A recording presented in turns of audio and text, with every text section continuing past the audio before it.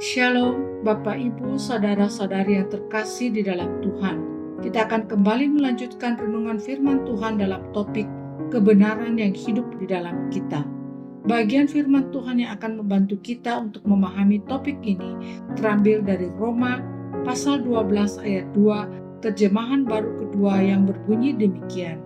Janganlah menjadi serupa dengan dunia ini, tetapi berubahlah oleh pembaruan budimu, sehingga kamu dapat membedakan manakah kehendak Allah, apa yang baik, yang berkenan kepadanya, dan sempurna. Bapak, Ibu, Saudara-saudari yang dikasihi Tuhan, ini adalah salah satu perintah paling praktis dalam Alkitab. Mengapa dikatakan paling praktis? Mari kita membagi ayat ini dalam 4 bagian, dan kita melihat secara singkat dan sederhana apa yang disampaikan oleh bagian ini. Bagian pertama, jangan menjadi serupa dengan dunia.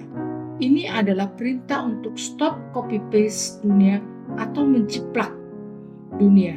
Kata serupa dalam bahasa aslinya berarti dibentuk sesuai cetakan dari luar.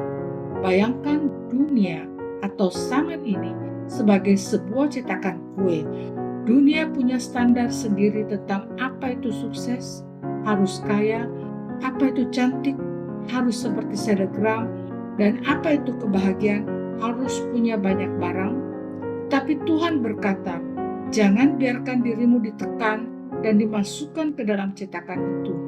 Jangan biarkan dunia dari luar membentuk siapa kamu di dalam. Bagian kedua, tetapi berubahlah.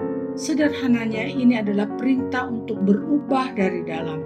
Kata berubahlah dalam bahasa aslinya adalah metamorfosis.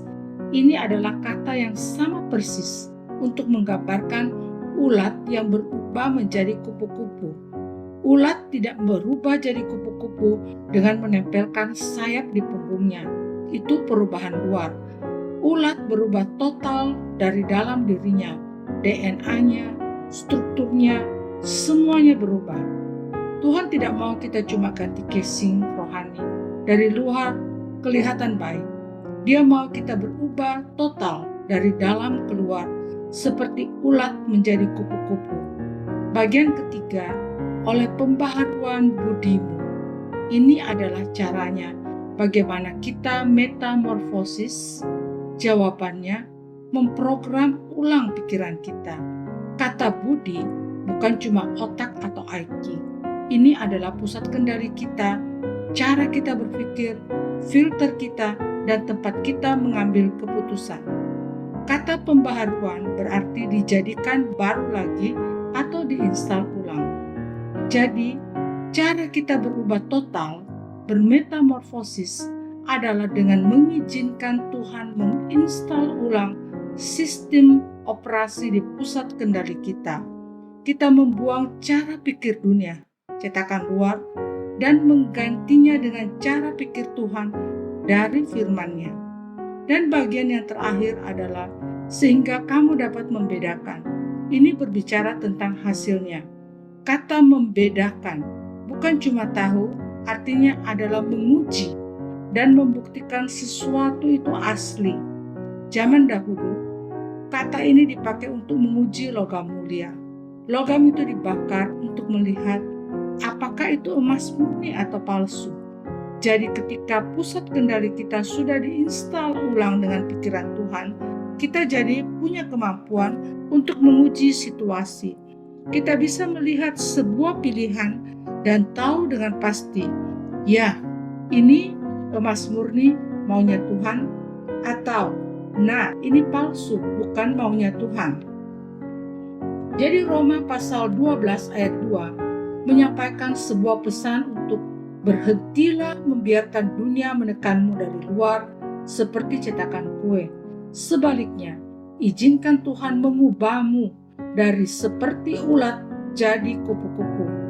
Dengan demikian, hidup kita akan menjadi kesaksian yang baik dan mengharumkan nama Tuhan.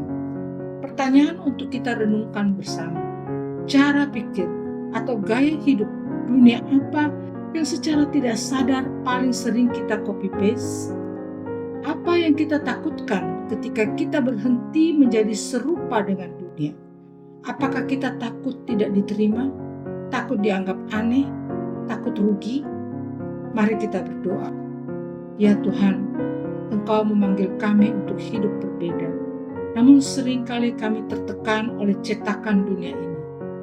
Kami membiarkan standar dunia tentang kesuksesan, penampilan, dan kebahagiaan membentuk cara pandang kami. Kami takut berbeda. Kami takut tidak diterima, sehingga tanpa sadar kami meniru gaya hidup mereka. Ampuni kami Tuhan.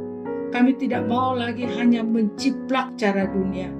Kami juga tidak mau hanya memakai topeng rohani, terlihat baik di luar, tetapi di dalam kami masih bobrok. Kami rindu perubahan yang sejati. Ubahlah kami dari dalam keluar untuk kemuliaan saja. Dalam nama Tuhan Yesus Kristus, kami berdoa.